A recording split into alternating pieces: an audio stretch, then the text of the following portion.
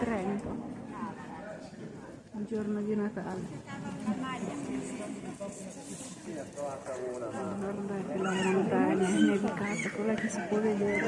Però ragazzi, guardate che mi ha attirato l'attenzione qui.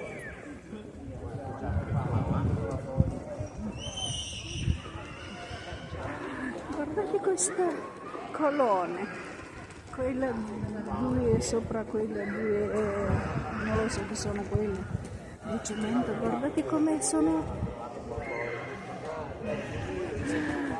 i nodi e come l'hanno fatto, guardate, impressionante.